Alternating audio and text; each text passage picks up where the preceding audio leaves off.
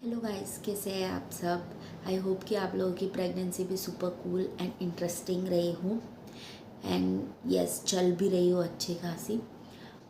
और एक चीज़, सब लोग ऐसे ज्योतिषी देख रहे हैं 2025 के बेबीज एकदम एक्स्ट्रा ऑर्डिनरी आने वाले हैं, क्योंकि उसमें लास्ट में 5 है। देखिए, ये सारी चीज़ें फ़न के लिए बहुत अच्छी है।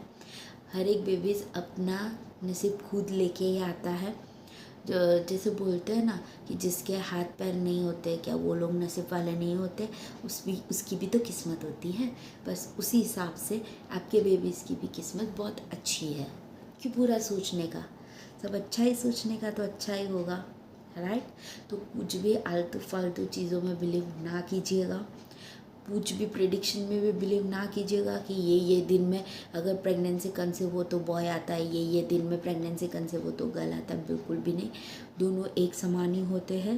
तो ये सारी चीज़ें बिल्कुल भी मत देखिए, बिल्कुल भी मत सोचिए।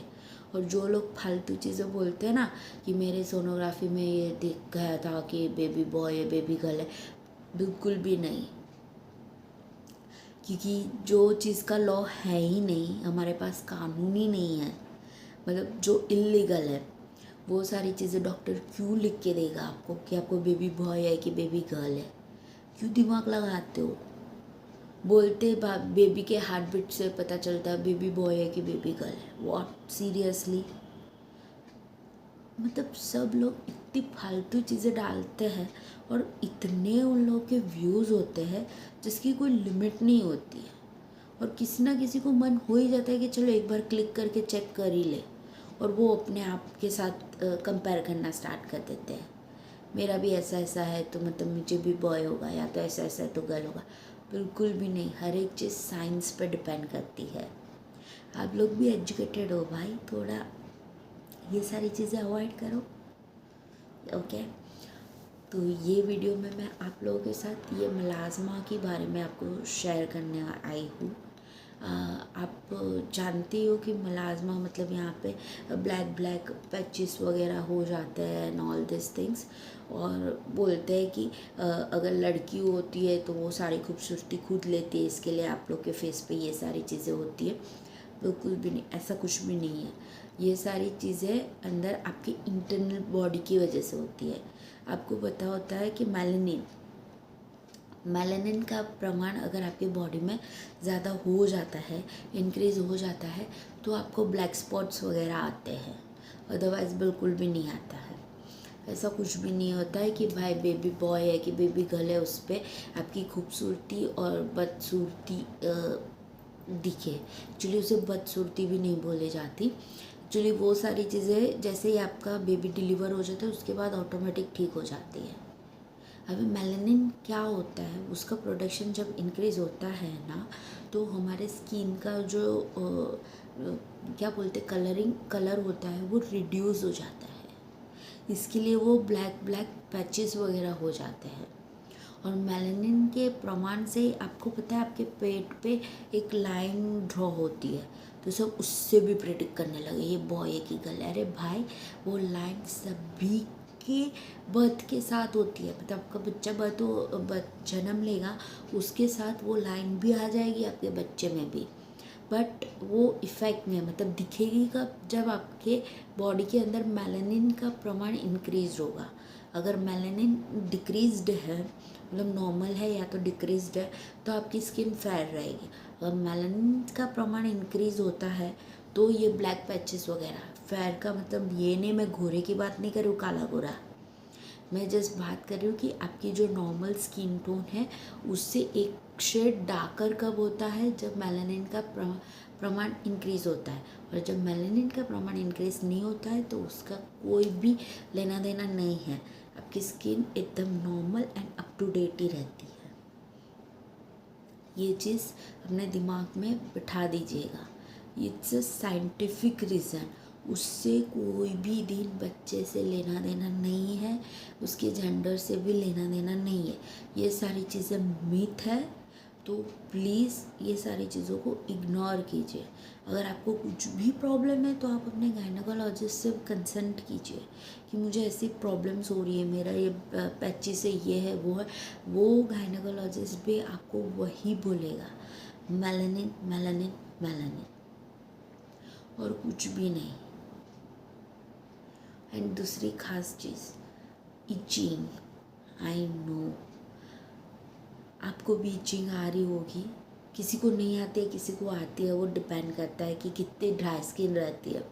अभी ठंड का मौसम है तो मेरी स्किन ज़्यादातर, मैं कितना भी हाइड्रेट करूँ पर वो इचिंग मेरी जाती ही नहीं है, क्योंकि वो मेरी प्रेगनेंसी की इफ़ेक्ट्स है। तो आप लोगों को भी इचिंग होती है तो प्लीज़ पहले तो पैनिक मत होइएगा, और यूट्यूब सर्च करके अपने आप में ये भी मत बिठाएगा कि आपको कुछ भी लीवर का इशू है। पहली चीज़ वो, आपको कोई लीवर प्रॉब्लम नहीं है। इफ़ अगर आपका टॉयलेट वगैरह एकदम प्रॉपर आता है तो हाँ, कभी कभी गैस प्रॉब्लम होती है, ये सारी चीज़ें होती है, it's normal, it's very common and normal, होता है, सबके साथ होता है। इसका मतलब ये नहीं है कि आपके लीवर में कुछ भी प्रॉब्लम है। तो प्लीज़ पहले तो आप, जब आपके गायनेकोलॉजिस्ट अच्छे होंगे, उनसे अगर आप बात करोगे कि मुझे ऐसे इचिंग आती हो, तो वो चेक कर ही लेंगे कि भाई उसको नॉर्मल है इचिंग या तो फिर उसको कुछ और प्रॉब्लम है। तो अपने दिमाग में ये सारी चीज़ें मत लाइएगा, क्योंकि मुझे भी जब इचिंग स्टार्ट हुई मैंने भी सब सर्च किया, एंड देन आई फील कि मुझे भी कहीं तो लीवर में प्रॉब्लम नहीं है, मुझे भी लीवर टेस्ट करना पड़ेगा, मेरे बेबी के साथ ये हुआ होगा, मेरा बेबी ये, मेरा बेबी वो। अरे भाई, ऐसा कुछ भी नहीं है, इट्स वेरी नॉर्मल। मेरे गायनेकोलॉजिस्ट ने बताया जब आपकी डिलीवरी हो जाएगी आपका ये सारी प्रॉब्लम्स भी ख़त्म हो जाएगी। It's very common and normal. So please ये सारी चीज़ें अपने दिमाग में मत लाइएगा, पहली चीज़। उसके बाद आप लोगों को भी रात को सबसे ज़्यादा इचिंग होती होगी कंपैरिजन टू मॉर्निंग। यस, क्योंकि आप सुबह सुबह तो अपने काम में बिज़ी रहते हैं, ये सब रहते हैं, तो आपको इतना ध्यान नहीं आता इचिंग का। पर जब नाइट होता है तो आपको डेफिनेटली आता ही होगा कि हाँ भाई इतनी इचिंग आ रही है, ये आ रहा है, वो आ रहा है। तो it's very common and very normal.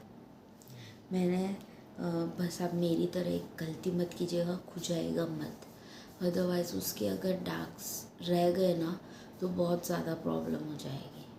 क्योंकि मैंने खुजा दिया है, एंड आज मैं जानती हूँ कि उससे मुझे इतनी वो प्लेस पे जलन होती है कि क्या बताऊँ मैं। बट वो भी चीज़ नॉर्मल है, मैं खुद कर चुकी हूँ और मैं आप लोग को मना कर रही हूँ। पर आप मेरी तरह कुछ भी एक चीज़ रखिएगा।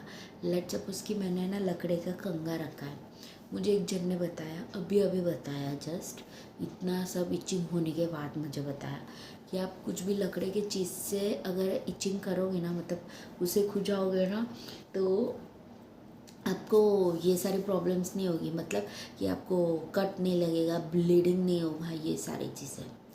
तो आप ये सारी चीज़ें याद रखिएगा, भूलिएगा मत।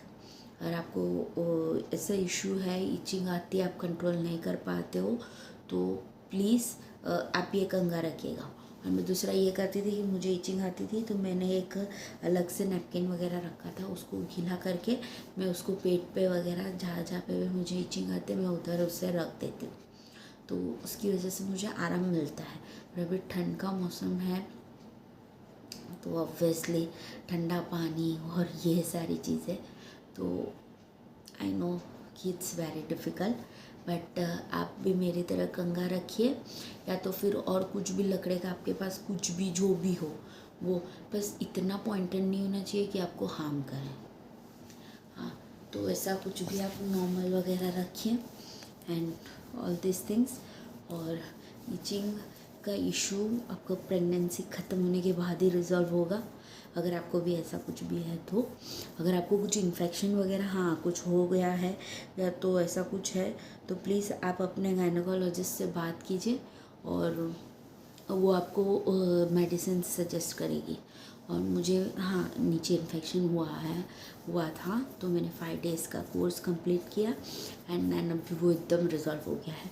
मैं वापस कल जाना है डॉक्टर के पास एंड लेट्स सी कि अभी क्या होता है क्या नहीं होता है। उसके बाद मैं आपको मेरी बता दूंगी कि मेरी डेट कब है। अगर मेरा सी सेक्शन है तो डेट तो डिसाइड हो ही जाएगा कि सी सेक्शन है तो कब करना है, एंड नॉर्मल है तो जब भी नॉर्मल आएगा तभी। तो मेरे ख्याल से मैं सारे वीडियोस शेड्यूल कर देती हूँ ताकि आप लोगों को भी ये सारे वीडियोस मिलते रहें और आप लोग को भी कोई प्रॉब्लम ना हो। Sorry, it's very etching.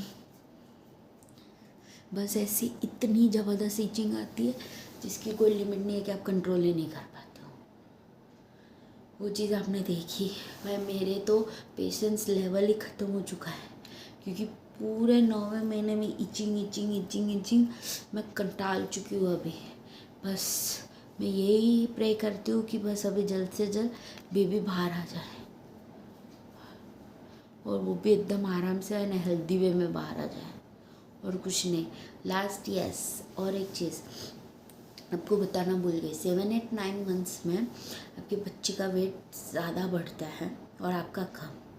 तो प्लीज़ एकदम अच्छे से न्यूट्रिएंट्स वगैरह लीजिएगा ताकि आप लोगों का भी वेट गेन हो और एकदम हेल्दी वे में हो। और बिल्कुल भी टेंशन मत लीजिएगा। जब भी आपका बेबी डिलीवर हो जाएगा ना उसके बाद 4-5 किलो तो वैसे ही कम हो जाएगा क्योंकि आपका 3 किलो का तो बेबी होगा, 1-2 वो पानी वगैरह भी सब रहेगा, वो सब भी निकल जाएगा। तो आराम से 3-4 किलो तो आपका रिड्यूस हो ही जाएगा।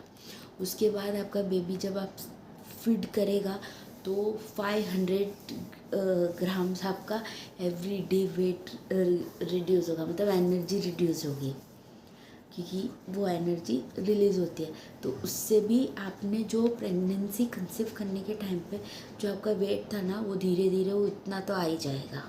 उसके बाद कितना आपका घटता है वो आप पे डिपेंड करता है, वो एक्सरसाइज वगैरह से एंड ऑल दिस थिंग्स।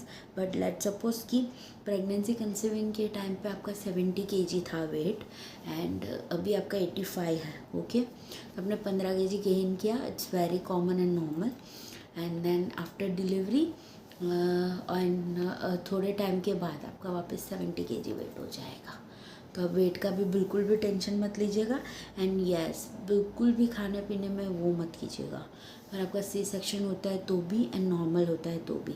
अगर मेरा सी सेक्शन होने वाला होगा या तो वो जो भी होगा मैं आपके साथ शेयर करूँगी कि क्या क्या कंसिक्वेंसेस हुई, क्या क्या मैंने फेस किया and all this things everything. मैं हर एक चीज़ आपके साथ डिटेल में शेयर करूँगी।